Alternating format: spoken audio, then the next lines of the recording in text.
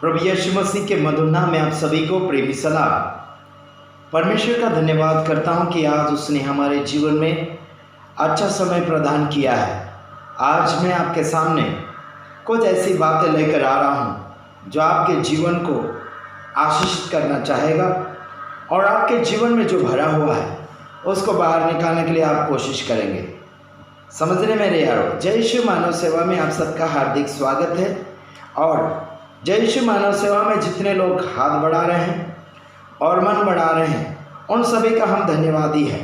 और साथ ही साथ इतना हम बातचीत करना चाहेंगे आप सभी से कि परमेश्वर का वचन अगर सुनते हैं तो मानना भी पड़ेगा।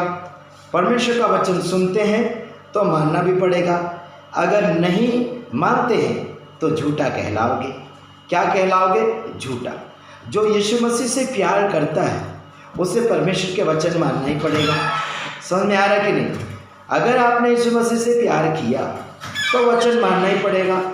अगर वचन नहीं माने तो आप झूठे ठहरेंगे, क्योंकि परमेश्वर का वचन आपके लिए वादे का खरा होता है। समझ रहे हैं आप? और मैं ये वीडियो महाराष्ट्र से बना रहा हूँ। मेरा एक मित्र है, विश्वासी है और अच्छा खासा हमारा मददगार है। प्रभु में सेवकाई में मदद करते हैं। प्रभु ने बहुत ऐसे आशीष दे रहे हैं। ओके, तो आइए हम कुछ बातों की ओर जाते हैं। मैंने पिछले दिनों में संदेश दिया था कि आप एक दूसरे के ऊपर शक ना करें, एक दूसरे के ऊपर उंगली ना उठाएं, एक दूसरे के ऊपर आप आरोप ना लगाएं। अगर जो है वो सच अगर आप बता रहे हैं, अगर उंगली भी उठा रहे हैं तो सच को लेकर उठाएं। समझिए मेरे यारों, मैं आपको इतना बताना चाहता हूँ, मसीह लोगों को अगर परखना चाहें तो उनके साथ कुछ दिन बिताकर उन्हें परखो, उनकी परीक्षा लो और उनके साथ रहकर खाओ, उनका खाना खाओ, उनका ही पैसा खर्च करो और उनका ही टाइम खर्च करो और उनके साथ बातचीत करते हुए आप उन्हें परख सकते हैं। उनका बोलचाल से, उनका व्यवहारिक जीवन से और उनकी करनी से आप पहचानोगे। समझ में आ रहा है मेरे यारों? हाँ जी, ये 2 दिन तो बड़ा अच्छा प्यार बताएंगे, लेकिन चौथा दिन, 5वां दिन, 6वां दिन, 8वां दिन बड़ी नफरत सी नजर आने लग जाती है यारों। भले पराया हो या फिर घर वाला हो, कोई भी हो, उन्हें प्यार बराबर का दिया जाता है बाइबल के हिसाब से, क्योंकि यीशु मसीह ने किसी से भेदभाव बिल्कुल नहीं किया। बल्कि आज संसार में भेदभाव का बड़ा ढेर लगा चला जा रहा है। कोई किसी के साथ हाथ लगाकर बात कर रहा है फिर भी शक किया जा रहा है। कोई किसी के साथ हंसी मजाक कर रहा है फिर भी उसके ऊपर शक किया जा रहा है। उसके ऊपर व्यभिचार के आरोप लगाए जाते हैं। कोई किसी के साथ फोन में बात कर रहा है तो भी उसके ऊपर आरोप लगाया जाता है।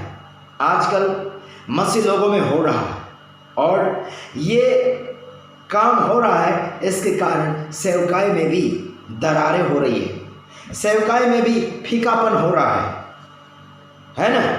हमारे सेवकाई क्षेत्र में भी काफ़ी लोग रुकावट करने के लिए कोशिश कर रहे हैं कि ये ऐसी बातें हो रही, वैसी बातें हो रही, इधर से बातें आ रही, उधर से बातें आ रही। बहुत सारी बातों को सुनते हुए सेवकाई क्षेत्र में रुकावट करने की कोशिश जारी हो रही है, लेकिन हमें उस बात की कोई तकलीफ नहीं। बस हम तो आपकी सेवा में आते हैं, हम मानव सेवा करने के लिए आते हैं। आपके दान हमें नहीं चाहिए, आपके दशमांश हमें नहीं चाहिए। समझ रहे मेरे यारों, भाइयों बहनों? नहीं चाहिए। आपके दान भी हमको बिल्कुल मत दो, आपके दशमांश भी हमको मत दो, लेकिन आप हमको चाहिए। प्यार और मोहब्बत के साथ अगर आप हमसे सलूक करते हैं तो हम आपको वचन से बातचीत करेंगे। कोई आपके गांव में अगर पराया आ गया है तो उसे अपनाओ, बाइबल कहता है। परायों को अपना समझकर उसे इस्तेमाल करो। हाँ जी, जवान लड़की आ गई तो उसे उम्र के हिसाब से, अगर आप जवान हैं तो उसे बहन मानो, अगर आप बुजुर्ग हैं तो उसे बेटी मानो। समझ रहे मेरे यारों भाई बहन? उम्र के हिसाब से उसे अपने नाते में जोड़िए। हालांकि गलत रीति से सोचना शैतान का विचार होता है और शक करना तो प्रभु के लोगों का बिल्कुल नहीं है, शैतानिक लोगों का है। कोई भी हो जाए वो शैतान लोग है। शक करता है बड़ा शैतान है वो, जो अपने दिमाग को खराब चीज़ों से भर कर इस्तेमाल कर रहा है, चाहे वो लेडीज़ हो या पुरुष हो। मेरे भाइयों और बहनों, प्रभु आपसे प्यार करता है और प्यार के खातिर आपके लिए उसने स्वर्ग में आपको और मुझे ले जाने के लिए पहले वो गया है कि वो आपके लिए मेरे लिए जगह तैयार करें। आपके और मेरे साथ वो करार और वादा करके गया है। क्या ले जाएंगे आप? यहाँ तो एक दूसरे के साथ नहीं रह पा रहे, यहाँ तो पराये लोगों को अपने साथ नहीं रख पा रहे, तो स्वर्ग में कैसे रहेंगे यारों? स्वर्ग में तो बहुत आपके पराये लोग आएंगे, आपके दुश्मन भी आपके सामने पहुंच जाएंगे। क्या वहां पर टिक पाओगे? क्या कर पाओगे वहां पर? यहाँ तो 2 टाइम की रोटी खिलाने के लिए आप कुड़कुड़ाते हो, वहाँ क्या कर पाओगे? वहाँ रोटी कपड़ा मकान की ज़रूरत नहीं है, बल्कि एकता की ज़रूरत है यार, एकता की ज़रूरत। और यहीं पर आपको एकता करने की ज़रूरत पड़ेगी। यहीं पर आप एक घर में, एक कलिशा में रहकर आपको दिखाना पड़ेगा। आपको हर परेशानी से, हर विरोध से मुकाबला करके आपको जीतना पड़ेगा। आपको हर परीक्षा में विजेता महसूस करना होगा। यह आपकी परीक्षा की घड़ी है, आपको परखने की घड़ी है, आपको चेक किया जा रहा है। मैंने एक लड़की को कुछ विश्वासी या सेवक के घर रखा और उसी सेवक के ऊपर लोग क्या करने लगे? आरोप लगाने लगे। उस लड़की के ऊपर भी कुछ कुछ बातें करने लगे।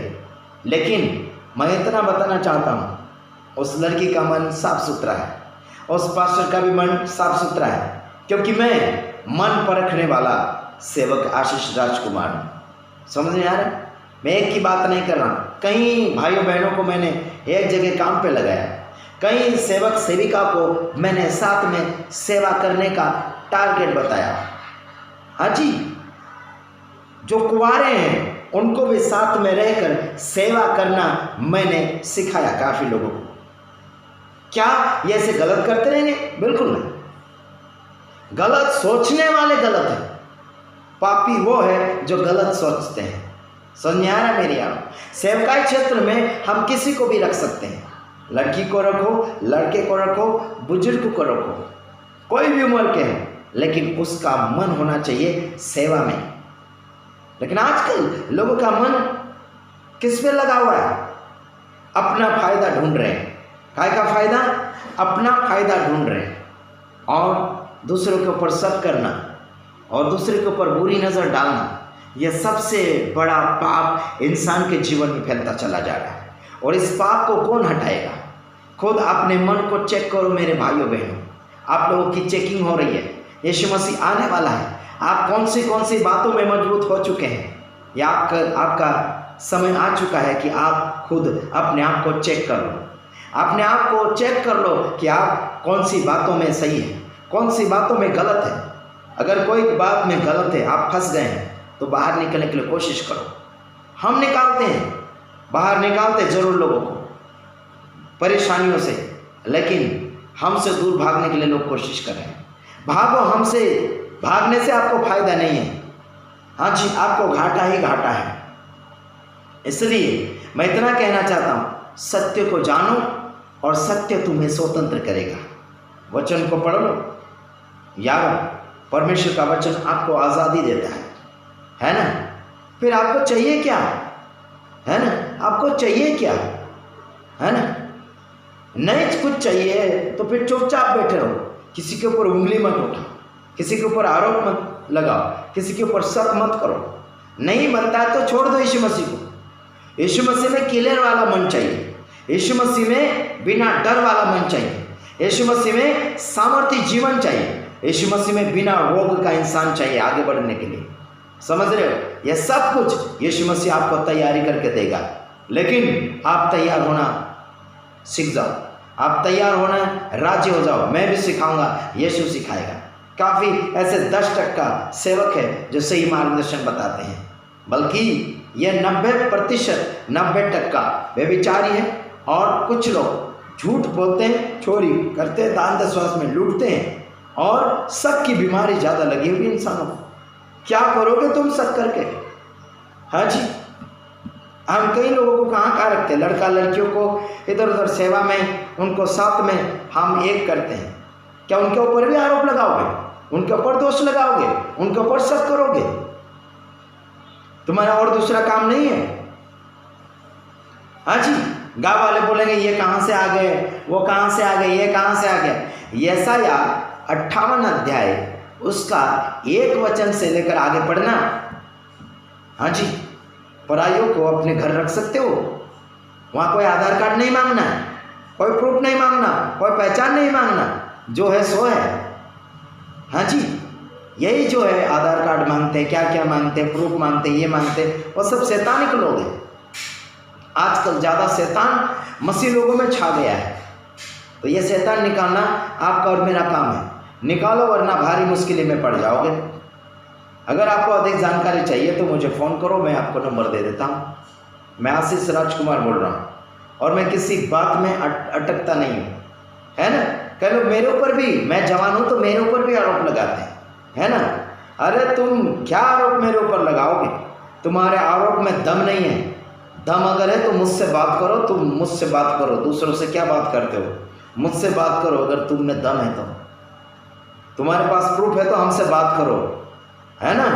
चलो ठीक, दूसरी वीडियो के साथ आ रहा हूँ।